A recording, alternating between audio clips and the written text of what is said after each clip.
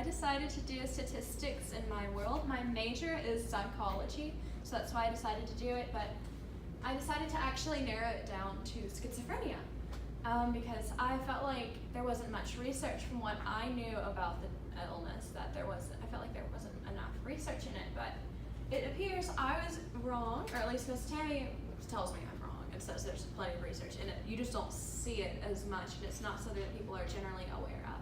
So increasing awareness is the best way to make a change, typically. My thesis for my entire paper was that statistics are extremely useful in the field of psychology, particularly regarding schizophrenia. And I went ahead and I started my paper with where it came from. And like she said, and most people mentioned, statistics wasn't, and you as well, and statistics wasn't accepted as an actual science. And the funny thing is, neither was psychology. It was a bit of a battle. If you look back on the history of psychology, though, it's not really, it's pretty obvious why it was considered a bit of a joke, especially Victorian era psychology institutions, which were called asylums because they were absolutely awful. So, I mean, I would call it a pseudoscience too if I was in Victorian England at the time. So Sir Francis Galton combined statistics and psychology in the 1800s through several different studies. He figured out that psychology could be more effectively used if we would use the data that we could collect through all of our surveys and studies and such. In one study, the Royal Military Academy, which was some school in London, Galton organized intelligence into 14 different categories. He was a little rude. It was the highest end he used as the subjects in his magazine called Hereditary Genius, because he was part in the nature-nurture debate. He was in the nature side. He believed that intelligence and such was gained through your genetics, through your genes and such. And then the other end, he called them idiots and imbeciles. I kid you not, that is what he wrote in his studies. If they weren't what he considered smart in his little questionnaires, then he called them idiots and imbeciles, which is not very polite. And plus his questionnaires were actually biased. He claimed that they were not, and he did mention that it was important not to be biased in your research, but he was biased anyways, despite everything that he said about it. And this was pretty major because he had to actually invent these ways to collect the data. And he wanted to apply them psychologically. And he had to figure out how to do that as well. He had to figure out how to collect it, how to compile it, how to store it, how to actually interpret it also. And then another major study was at the International Health Exhibition, which is also in London. He wanted data for his nature versus nurture stance and collected both physical and mental data.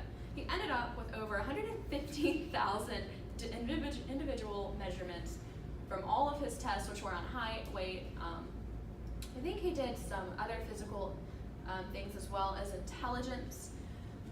And he had over 10,000 people, and there were a few hundred like full family units that he had in his study, which was actually what he wanted in the first place. And he had to create his own tests and instruments and store it in organization and did an interpretation. I already told you guys about that. Sorry, I didn't realize I put that on the slide. And there's more. Galton emphasized the need to attempt to be objective. I forgot that I already included this too. The data, which was it's kind of important to not be biased, especially in psychology, because you don't know what people are going through. You don't know why they have what they have exactly, because there's always there's several different contributing factors to illnesses. So you can't really be biased if you're studying psychology, because it's kind of hard to find an exact reason, and it's not always that person's fault because it's genetic, environmental. There's lots of different things that affect that.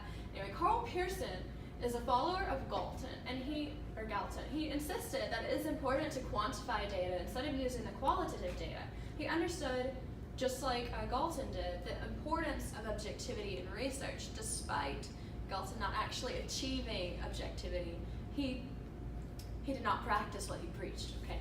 So, he did preach it, and descriptive research requires more structure and solid evidence than explanatory research, as explanatory research can sometimes utilize secondary sources rather than entirely primary sources. primary sources are from the person, which would be like questionnaires, the clinicians, the clinical psychologist and psychiatrist. And your secondary sources would be like people that have interviewed them, like in articles and stuff, which have already taken it from the primary source, and it keeps getting watered down the further down the source line it gets. And Galton and Pearson both found that surveying a population for data and interpreting the information was an effective means of collecting information and drawing conclusions based on whatever they needed to study.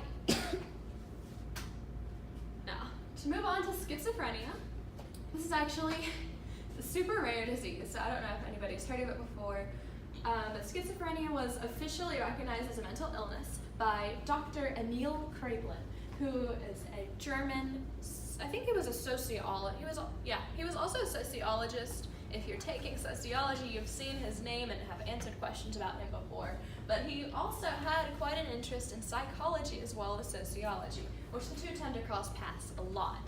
And he called it dementia praecox, and he got it officially recognized in 1887, which means people would had to take it seriously because he added it to the list. Basically, there's like a registry of official mental illnesses, and he put it on in there. And Kraepelin believed that categorizing the illnesses by symptoms would make diagnosis and treatment easier, as well as making the research narrower and more specific, so that people could focus on certain aspects of the illness, like where it comes from, what the specific symptoms, like delusions, hallucinations. I think they suffer from visual and auditory, and they also have like these manic episodes and such. And you could choose to study how to diagnose, you could choose how to study how to treat it, and other fun things like that. And however, Kraepelin did not release the exact criteria for diagnosing these symptoms because he was worried that people would think that you could catch the mental illness like any other, like a cold or a flu virus. So schizophrenia is a really severe and chronic mental illness, which means it lasts your entire life, and most of the time it actually impairs your ability to live like a normal person, which is anybody who's ever heard of schizophrenia is probably familiar with the impairment that it has on your mind and your life. It makes it hard to socialize and such. And this is Kraepelin's clinical forms of dementia praecox. I think there are 9 different categories which have been narrowed down extremely. Dementia praecox simplex was the impoverishment and devastation of the whole psychic life, which is accomplished quite imperceptibly. It's basically, if I have to explain this here, I really just copied and pasted it because I did read it over, but I didn't spend time to actually focus on it.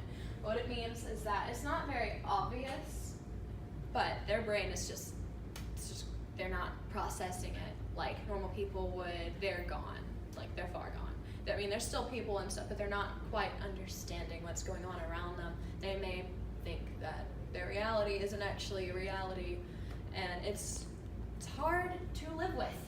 And schizophrenia is an insidious change of personality with shallow, capricious effects, senseless and incoherent behavior, poverty of thought, occasional hallucinations, fragmentary delusions, and progressing to profound dementia, which means they may not remember acting out on such things. And the senseless and incoherent behavior sometimes can be dangerous, so that's why they're institutionalized and sometimes separated from other people, is because during these these manic episodes, they don't know what they're doing, so they could seriously injure somebody because the hallucinations and the delusions, they could believe somebody's trying to hurt them, and they really believe it, and the hallucinations aren't helping because they could think that that they're saying things to them that are threatening, or they could be hallucinating that they've got something dangerous and they're going to hurt them, and they sincerely believe that you mean them harm, which is why people get attacked. Or for some other reason, or like if you don't kill them, then something terrible is going to happen, stuff like that. I'm not saying that that's normal. There's just different types, and everybody expresses it differently. Periodic dementia praecox is recurrent, acute, brief episodes of confused excitement with remissions. I don't even know if it's like really important for me to explain what these are. Do you guys care? Because if you don't care, shake your head. Okay. So the recurrent, acute, brief episodes. Well, I think that's pretty self-explanatory, to be honest.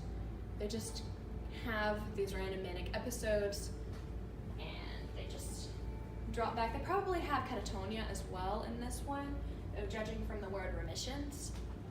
And depressive dementia praecox is simple and delusional form of it. It's the initial stage of depression followed by slowly progressive cognitive decline and evolution with or without hypochondriacal or persecutory delusions. That would be the more dangerous one.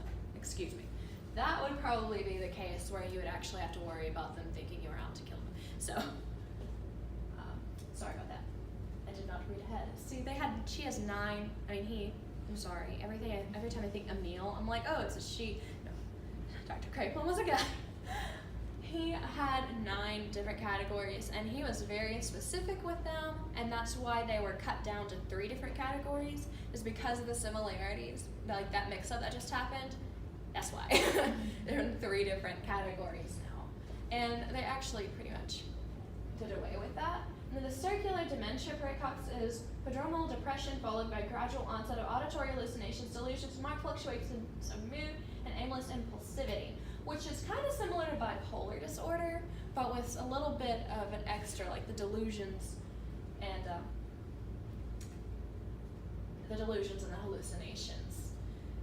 That would be pretty scary, honestly, to live like that.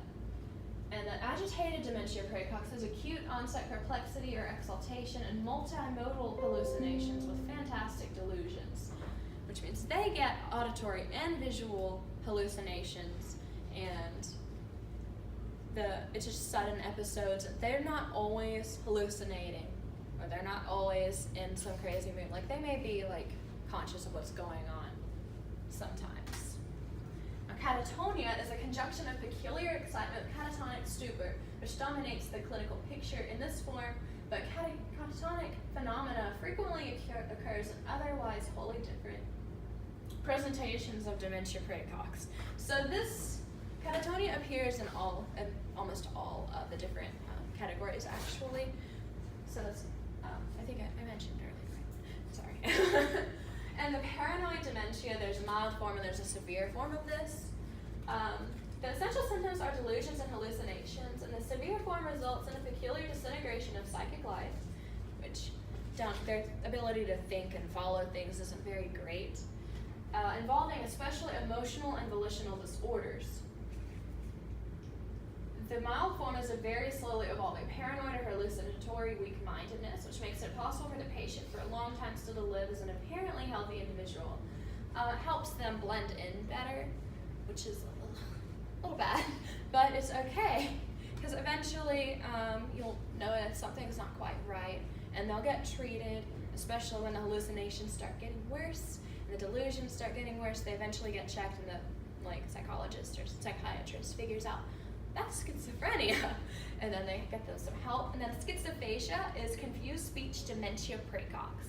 Cases meeting the general description of dementia praecox, but resulting in an end state of an unusually striking disorder of expression in speech with relatively little impairment of their remaining psychic abilities. Because they have trouble speaking. Like, when they talk, they think they're saying a certain thing, but they are not saying that at all. Like, there will be their brain word association is not doing so well. So they think they're saying something and their thought patterns are normal and everything, but they can't get it across for whatever reason. And I got this from Jablonski, which was a source in my paper. And that's where I took the chart. The table wouldn't let me copy and paste, so that's why there are 2 slides occupying that. And now the statistics of schizophrenia is extremely rare. The World Health Organization reports 21 million out of the entire world population. There's a ton of people in the world.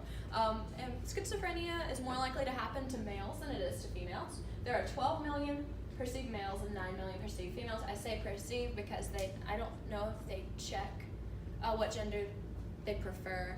So I try to be as conscious as I possibly can, conscientious as I possibly can. And the percentage estimate is 0.3 to 0.7% of the entire world population, which is tiny. That is very little. In the United States, 0.25 to 0.64 of the population has schizophrenia or related psychotic disorders. So likely on the very low end, because like it says that it's schizophrenia and related psychotic disorders, which means that it's not entirely schizophrenic. statistics, I would say maybe the 0.25, 0.30 range, just because of that. And this is from the National Institute of Mental Health Information Research Center, and schizophrenia develops or becomes apparent anywhere from your late teens to your early 30s, late teens to late 20s for guys, and early 20s to early 30s for females. And the cause is Miss Tammy Lockridge, is one of my interviewees, and she said that genetic susceptibility and environmental factors both lend a hand, and they don't know exactly what causes schizophrenia because their brain scans aren't different enough for that to be a method.